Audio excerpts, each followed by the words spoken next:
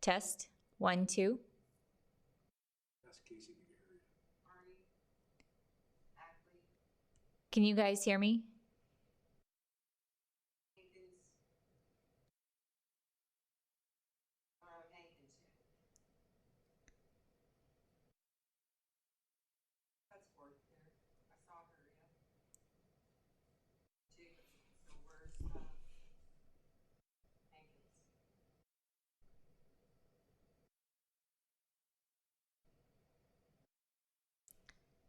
Test, 1, 2. Can you guys hear me? Nope, audio's off. That's why they can't. The audio's off.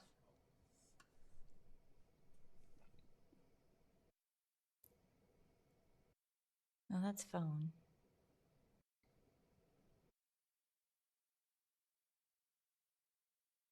Oh, they put you over there because of the flags. No, we moved the flags over here because of the camera. Like, this camera's messing up. Oh, there we go.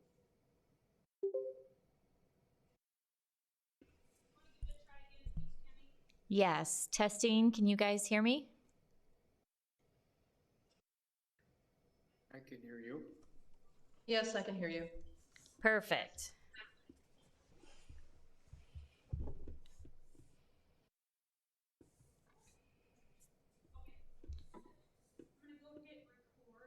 Okay. Perfect. Should I mark, Hankins is absent? Just wait till we start. See if he hops on in a couple minutes.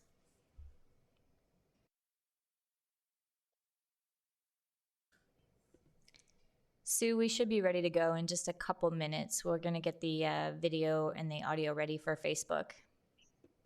Okay, just let me know Got it.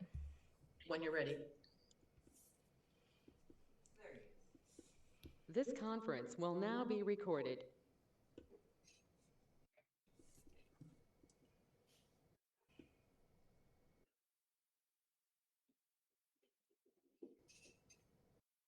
Are we doing the vote tonight? Just do roll call. Roll call. Yeah.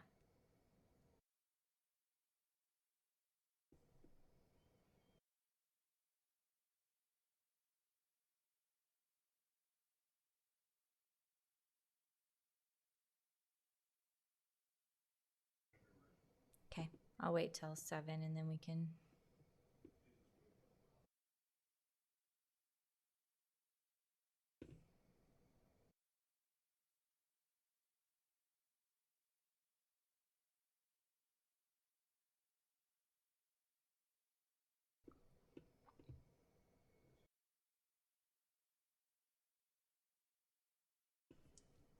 All right, Sue, we're ready to go if you are.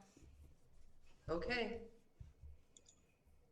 It is now 7 o'clock on Thursday, February 25th, 2021, and I call this meeting of the Bellevue Planning Commission to order. May we have a roll call vote, please? Mr. Casey? Present? Mr. Perrin? Here. Ms. Kane? Mr. Arnie? Present? Mr. Ritz? Mr. Ackley? Here. Mr. Hankins? Present? Ms. Cutsforth? Present. Mr. Jacobson? Present. We have a quorum. This meeting will be conducted in accordance with the Nebraska Open Meetings Act pursuant to the Governor's Executive Order number 20-36. Said meeting may be held by a video conference, telephone conference, or by conferencing of other means. As such, this meeting will be a virtual meeting and the public may join using Facebook Live via the City of Bellevue's Facebook page. At this time, I would entertain a motion to revise or approve the Planning Commission's meeting minutes of the January 28th, 2021 regular meeting. I would like to approve the minutes of the January 28th, 2020 regular minutes as presented. Second by Jacobson. Okay, we have a motion by Hankins, second by Jacobson. Mr. Casey? Yes. Mr. Perrin? Yes. Mr. Arnie, Yes. Mr. Ackley, Yeah. Mr. Hankins, Yes. Ms. Cutsforth, Yes. Mr. Jacobson. Yes. All voted yes, motion carried. At this time, I would like to accept into the record all staff reports, attachments, memos, and handouts regarding each application. Staff, are there any updates? Yes, a couple of updates since our staff report went out last week. We got several emails in regards to our public hearing item. The first email came from Mr. Daniel Schmidt, Deer Creek Realty and Management, a letter in opposition. We also received another letter from Jerry Cassabaum, also in opposition to the public hearing item. And then we also received an email from Mr. Fisher Easterling, the applicant for our public hearing item tonight, and he is requesting a continuance to the March 25th Planning Commission meeting. So I would offer those three as amendments since the packet went out.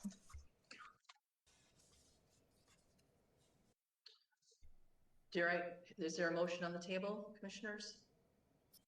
Casey will make the motion to accept into record all staff reports, attachment memos, handouts regarding each application or the application. Second. Motion by Casey, second by Arnie. Mr. Casey, Yes. Mr. Perrin, Yes. Mr. Arnie, Yes. Mr. Ackley, Yeah. Mr. Hankins, Yes. Ms. Cutsforth, Yes. Mr. Jacobson. Yes. All voted yes, motion carried. Okay, we have one public hearing on the agenda tonight. And that is a request to rezone tax lots 6A1A and 9A4A1 east of right-of-way located in the southwest quarter of section 26, township 14 north, R13 east of the 6th prime meridian, Sarpy County, Nebraska, from BG to RG20 for the purpose of, or RG-20 for the purpose of a residential group home facility. Applicant I3 LLC, general location 601 Chateau Drive, case number Z-2012-17. Ms. Palm, is the applicant here tonight? No, they are not present. As previously mentioned, Mr. Fisher Easterling, on behalf of the applicant I3 Resources, is requesting that no action be taken tonight by the Planning Commission and that the matter be continued to the March 25th, 2021 Planning Commission meeting.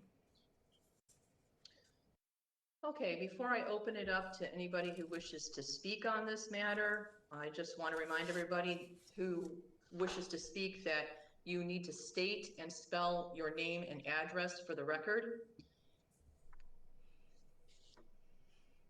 So now that I'm opening the public hearing, is there anybody who wishes to speak for or against this application?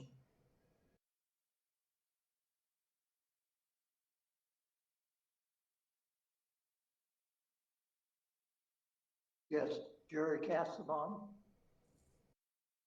Please state your address too, Mr. Cassabaum.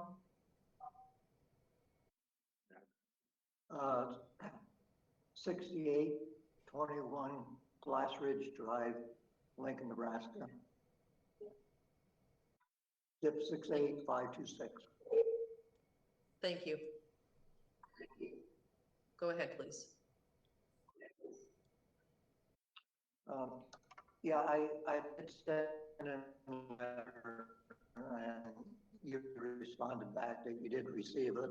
I don't know if people reviewed it or not, but yeah, but some of the things as this is requested by government, I guess, Governor. Has anybody looked into what is presently available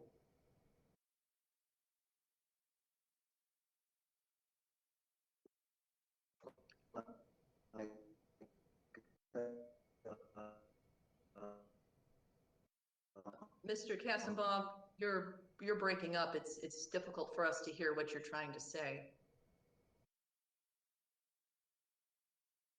Is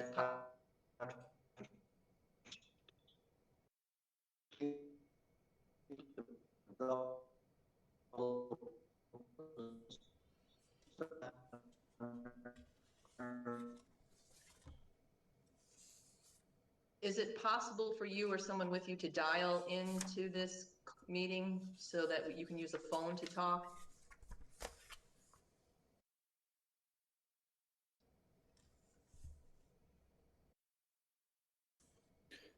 While we wait for that, I have a question, I guess. With this possibly being continued, is it necessary to open a public hearing at this time, or? Yes, so since it was on the agenda as a public hearing, we still typically do open it up since the agenda has it as a public hearing. You can try. We have staff trying to call Mr. Kassenbaum, so we'll see if we can get him.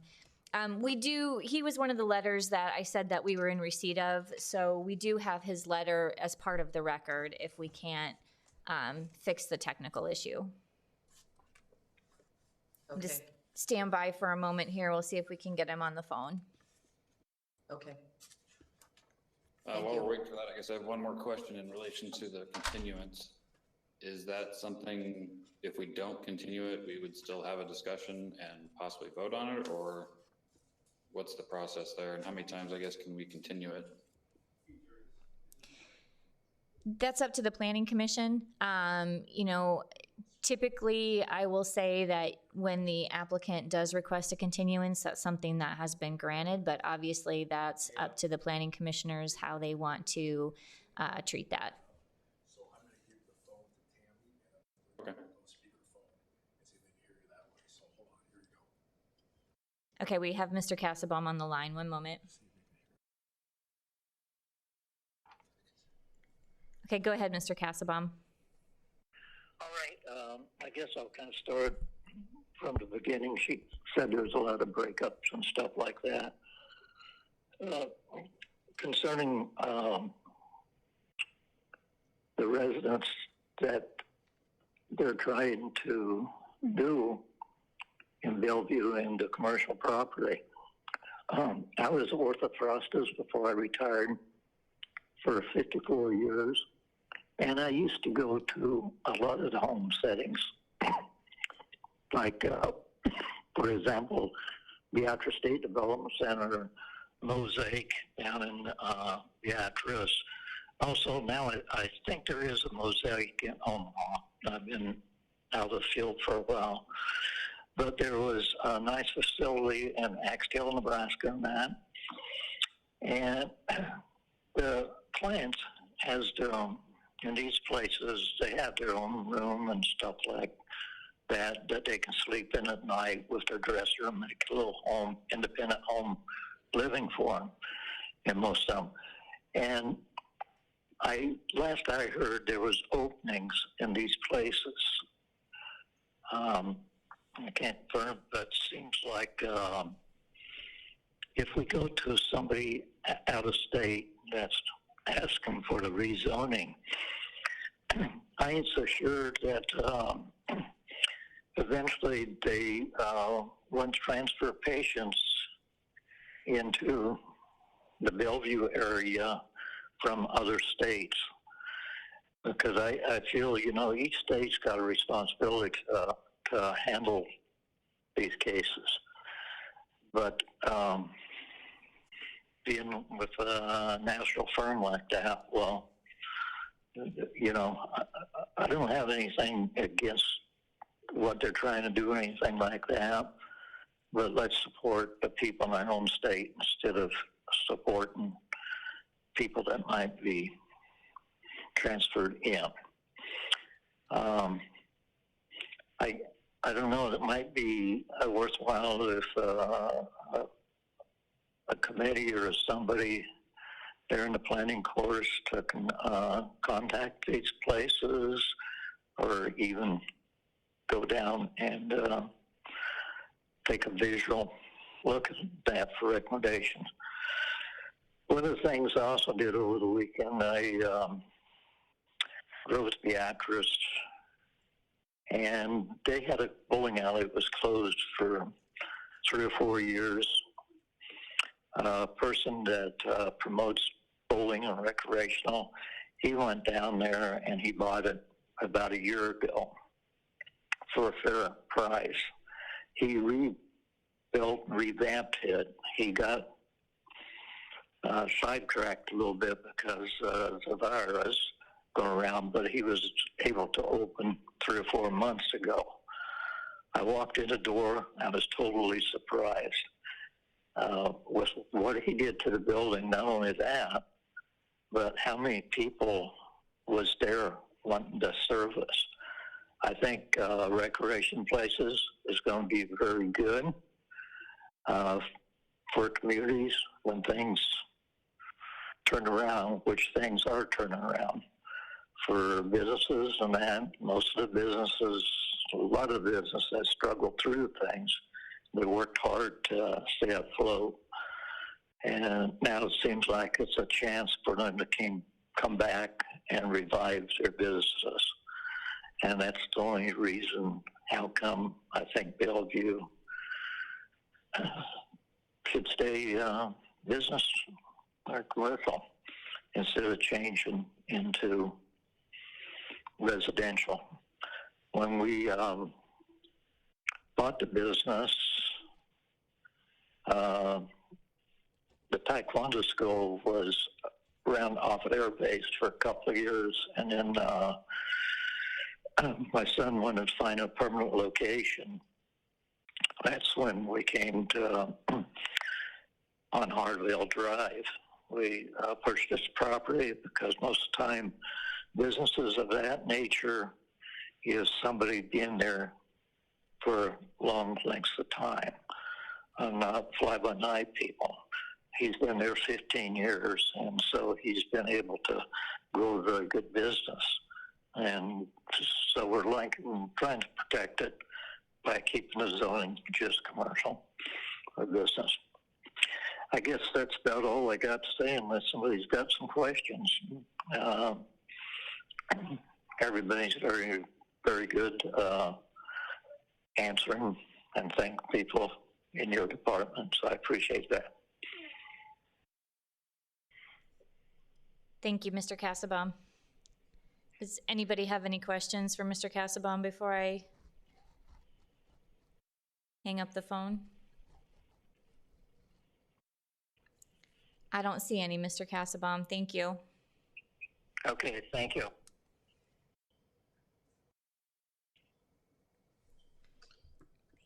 Is there anybody else? Anything from Facebook No, regarding comments on this application? no. Okay. Then I'm going to close the public hearing. The public hearing is now closed. Commissioners, what are your wishes?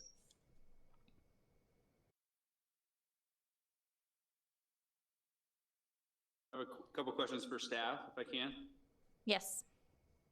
So Tammy, I know Mr. Perrin talked about the continuance. So I know we continued this from January to tonight. Now they requested to continue it again.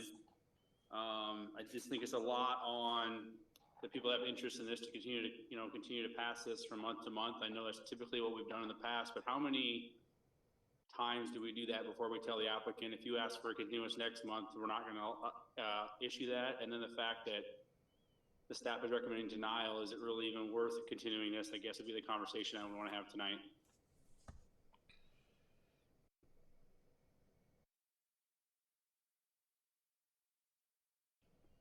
I guess to that, are there any other comments from our planning commissioners?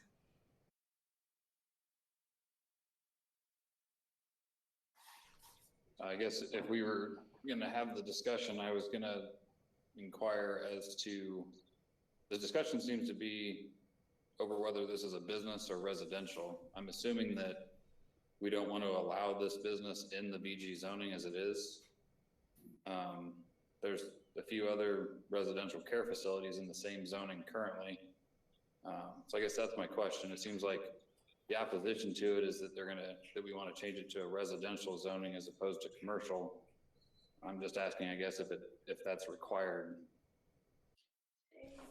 Yes, it is required. Under the current regulations, it does require that RG20 zoning would allow the long-term care facility that they are proposing.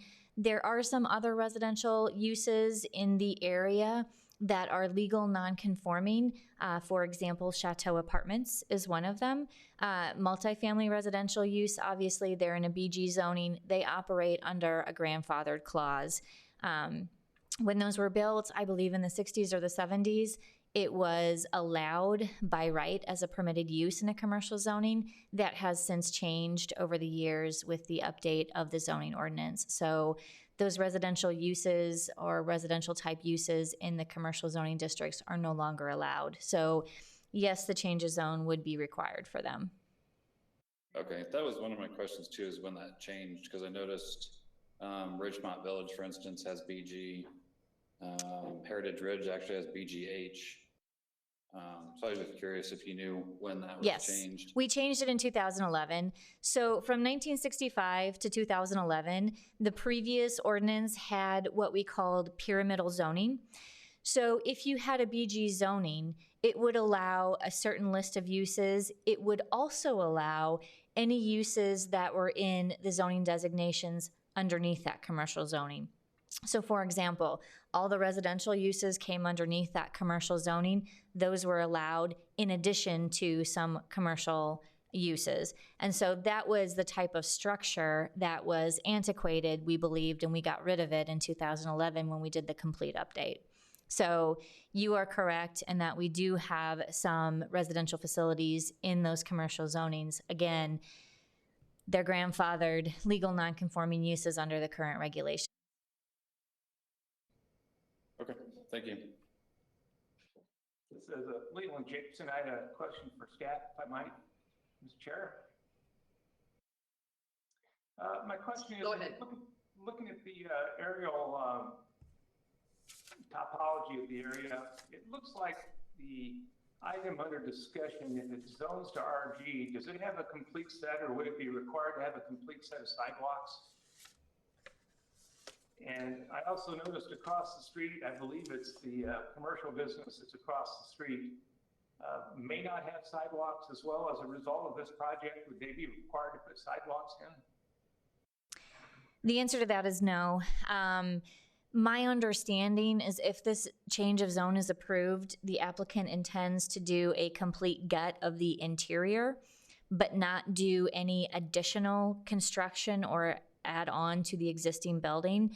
The city has a code that requires that sidewalks be done as part of new construction and certain additions over a square footage. But in this case, where they're just gutting the interior, they're not doing anything with the shell of the building, that sidewalk requirement would not kick in under that building permit clause.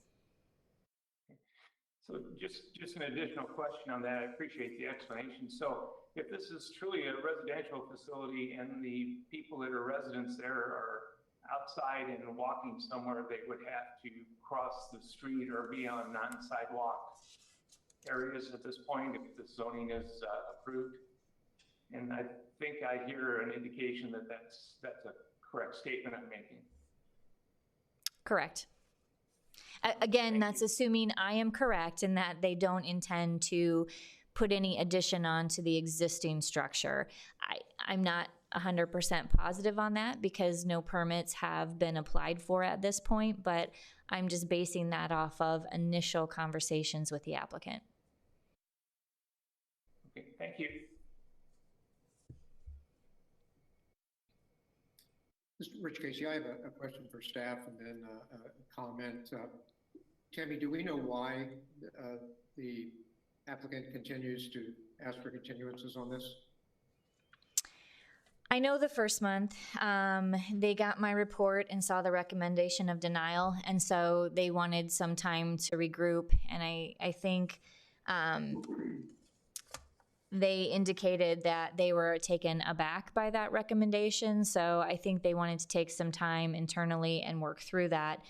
I have not had any conversations with the applicant since prior to last month's meeting, so I cannot speak to why they are requesting a second continuance. Okay. And I guess I've continued to struggle with this, this application, and I'll use the two letters of opposition to kind of maybe illustrate my concerns. In the Mr. Castlebaum's original letter of opposition, he stated that he didn't want the residential business or the residential home near their business because it puts his clients at health and welfare at risk. And then this latest letter from the townhome owners, they don't want the residential home in the area because of concerns with safety and traffic, even though an apartment complex and a residential home would be permitted under an RG20 zoning. So that could happen anyhow. I think you can easily read between the townhome owners letter that the real reason is probably the same reason that Mr. Castlebaum doesn't want the residential home there. And maybe I'm making a bit of an assumption, but that wasn't the Castlebaum's original letter. They just don't want that type of business next to, or residential home next to their business. So then to me, the question is, where is the best place for a residential home? In an RG20 residential housing area or in a general business area or general business district? And I would submit, looking at the topography, looking at the surrounding businesses, the townhomes, this really is the ideal place because it doesn't butt up against a commercial business, directly against a commercial business. It doesn't butt up directly against a residential. It's kind of set apart from both of those. I think most of us would, if we were honest, we would say we wouldn't want a residential home to move into our next to our house wherever we live. So I would submit that per the zoning ordinance, the appropriate location is for a residential home is in an RG20 because these residents aren't just living in here and these residential homes. They're eating, they're sleeping, they're recreating, they're getting an education. There's a university right across the street. There are commercial businesses to support their operation there. I think, personally, I think this probably is an appropriate place. And I say all that, although I am a firm believer in sticking with the future land map comprehensive plan. I just believe this might be an acceptable exception to that. So that's my concern. Mr. Casey, I would point out one thing.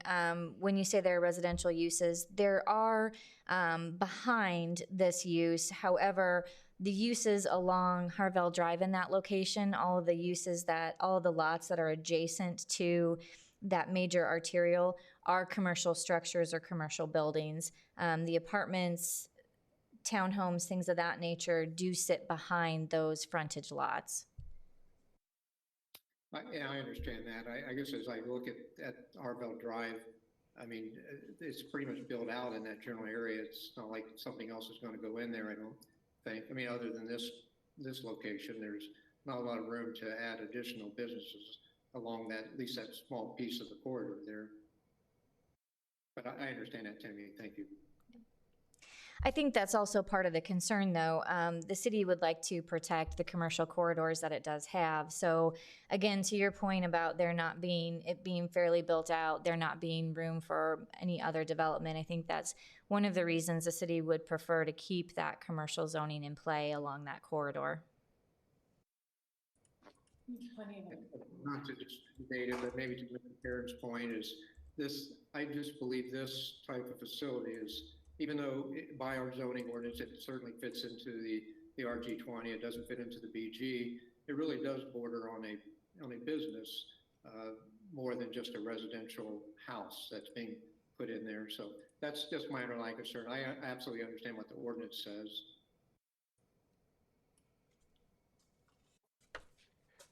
This is Leland Jacobson. If I might, a question for staff on the zoning in this area. The applicant's proposed RG20 is totally surrounded by commercial zoning. Is that correct?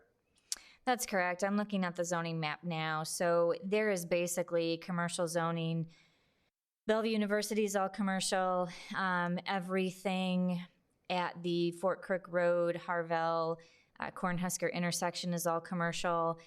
As I pointed out earlier, the Chateau Apartments, although it's a residential use, that is all commercial. You basically have entirely commercial zoning until you get back to Power Drive to the north. And then when you get into the Cascio subdivision farther to the east.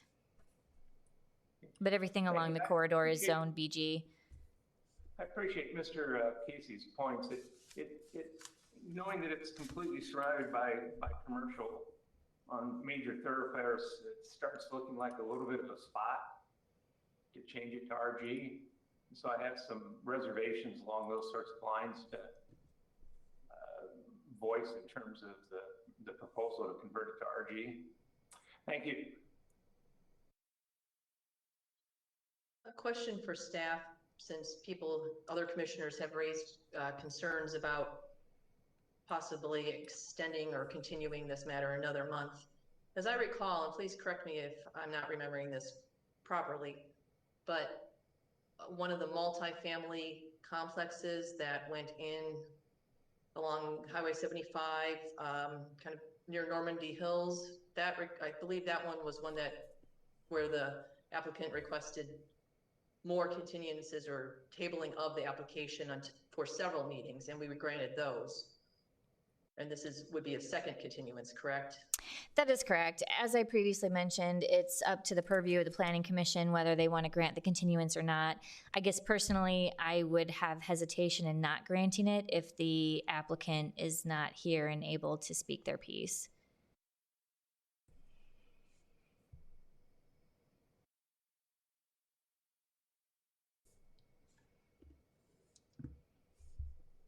I guess I'll just add, I'm not against continuing it again. I just wanted to get some of these discussion points out to see if we could figure some of this out before the next meeting, if we so desire to change that. And I'd just like to say that I agree with Mr. Casey's points on it being a good fit there. I just wish there was a way, and I'm sensitive to the fact that we want to keep it a commercial zoning, except that I just wish there was a way for us to somehow fit it into the current zoning, with seeing such things as hotels and motels being allowed there already. But I'm not sure what the avenue for us to do that would be.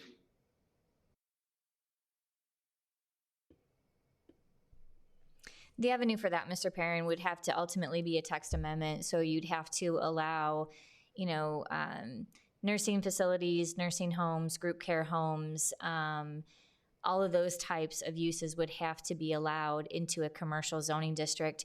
I can tell you the reasoning behind getting away from that in 2011 was, at the time, the planning department, planning commission, city council, city administration all felt that it was very important to reserve commercial zonings for truly commercial and not having the residential uses in those commercial properties.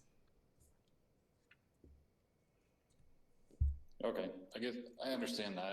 From my standpoint, it seems to me some of these some of these facilities are more of a business than they are residential, especially like nursing homes, things like that. I guess that's just my opinion.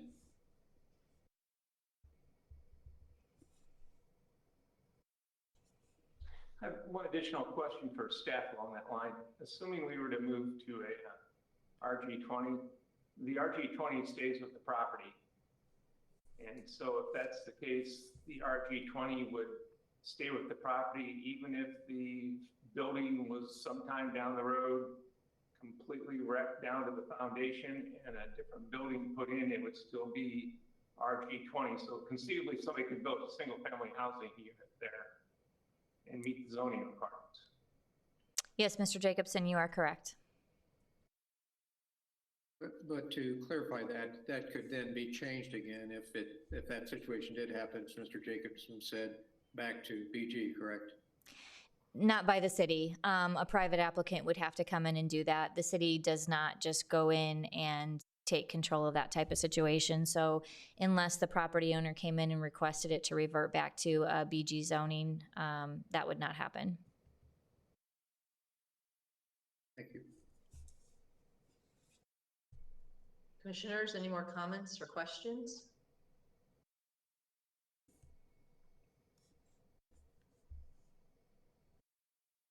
What are your wishes? I would make the motion to permit the continuance to the March Planning Commission meeting. Second. Motion by Casey, second by Perrin.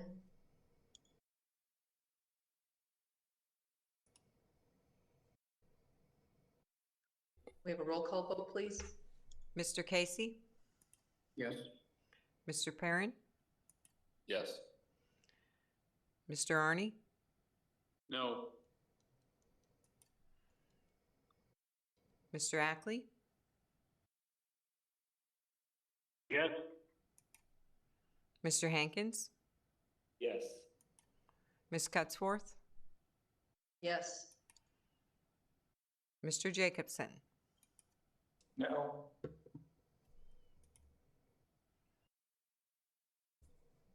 5 voted yes.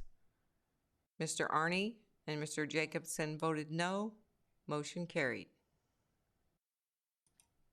So this matter, this application will be continued until the March 25th, 2021 Planning Commission meeting.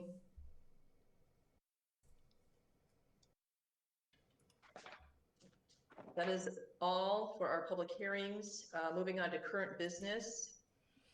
The NPZA virtual conference on March 12th. Yes, thank you. So, as you folks know, I sent an email out about a week ago. MPZA is going to hold a virtual conference on March 12th in lieu of their annual conference in Kearney, at least for the spring. They are hoping to do the annual conference in September in person. However, they did one of these in the fall. I think it was a good format. If any of you folks would like to participate, let me know. Several of you have already expressed interest. I will go ahead and pay for it out of the planning budget, and then I just need to know who's interested so I can forward your emails on to NPZA. Also, if you want to use a different email than what we have on file for you, let me know that, because whatever email I give them is obviously where they will send the information. So anyone else interested, please let me know as soon as you can, and we'll make those arrangements and get everyone registered. Thank you. Thank you, Ms. Palm. We have no other current business. Do I hear a motion to adjourn? Jacobson, I'll make the motion to adjourn. Second by Hankins.